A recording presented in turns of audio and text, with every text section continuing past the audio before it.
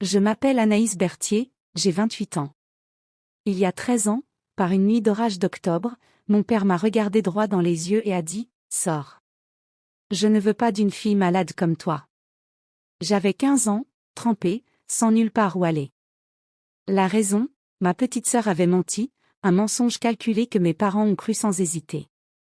3 heures plus tard, la police les appelait à l'hôpital, j'avais été renversée par une voiture.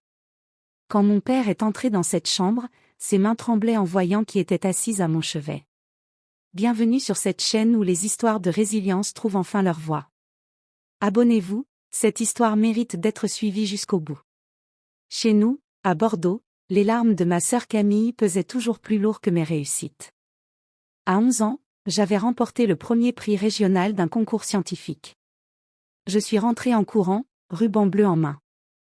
Ma mère m'a félicité, brièvement, avant que Camille n'entre en larmes après une chute en danse. Les bras de ma mère m'ont quitté pour la consoler. Personne n'a jamais demandé à voir mon ruban. À 14 ans, j'ai été acceptée dans un camp scientifique d'été prestigieux, bourse complète. Camille a fondu en larmes, pourquoi elle a le droit de partir? Ma mère m'a demandé de renoncer, pour l'unité familiale.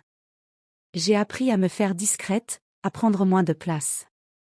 Puis les petits mensonges de Camille ont commencé, des objets, empruntés, niés, de l'argent disparu du porte-monnaie de maman qu'elle m'a accusé d'avoir pris. Mon père m'a confisqué mon téléphone un mois entier, malgré mes protestations. Camille testait ses limites, apprenant qu'elle pouvait tout se permettre. En octobre, en terminale, un garçon de ma classe de chimie, Théo, m'a remercié pour l'aide aux devoirs. Camille avait un énorme béguin pour lui. Ce vendredi soir-là, l'orage menaçait. Camille ne me parlait plus, m'évitait du regard. Ce soir-là, après le dîner silencieux, des sanglots ont éclaté en bas. Ma mère consolait Camille. Mon père m'a appelé, la voix tranchante.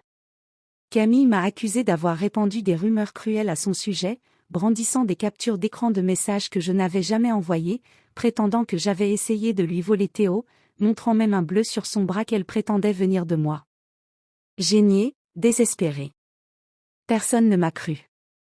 Tu es malade, a dit mon père. Sors. Je ne veux pas d'une fille malade comme toi dans cette maison. J'ai marché seule sous des trombes d'eau, sans argent, sans endroit où aller. À une intersection, une voiture est sortie de nulle part dans la tempête. L'impact m'a projeté sur le bitume. Une femme est sortie en courant, paniquée, m'a maintenue consciente jusqu'à l'arrivée des secours. Mes parents ne veulent pas de moi, ai-je murmuré avant de m'évanouir. Cette femme s'appelait Dr Éléonore Fabre, doyenne d'université respectée. Elle est restée à mon chevet, refusant de partir. Quand mes parents sont arrivés, elle les a interrogés froidement, pourquoi une fille de 15 ans se trouvait-elle dehors, seule, en pleine tempête? Camille, terrifiée, a tenté de nier. Une assistante sociale est intervenue. À l'hôpital, on m'a offert un choix, rentrer, ou accepter un placement temporaire chez Éléonore. Quelqu'un l'a fait pour moi autrefois, m'a-t-elle dit. Ne laisse personne éteindre ta lumière. J'ai choisi une vie différente. 6 mois plus tard, nouvelle école, nouveau départ, personne ne connaissait mon histoire. Éléonore m'a ouvert un monde de conférences universitaires, de bourses, de systèmes conçus pour aider les enfants comme moi. Je me suis lancée corps et âme dans mes études, droit de l'éducation, justice sociale. J'ai obtenu mon diplôme avec les félicitations, bourse intégrale pour l'université. À 25 ans, j'ai créé le programme « Seconde chance », bourse pour élèves rejetés par leur famille. À 27 ans, nous avions aidé 83 étudiants à rester scolarisés, en vie, plein d'espoir. Puis un collègue m'a proposé d'être conférencière principale à une cérémonie de remise de diplôme, celle de l'université de Camille. J'ai accepté, sans révéler à personne le lien familial.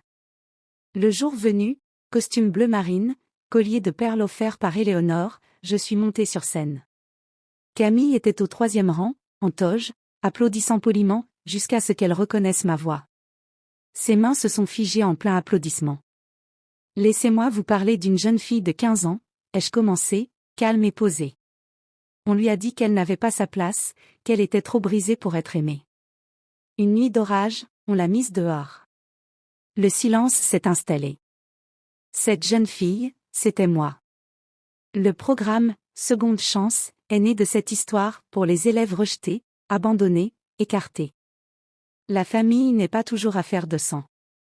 Parfois, c'est un choix. Camille s'est effondrée sur son siège, épaules secouées de sanglots.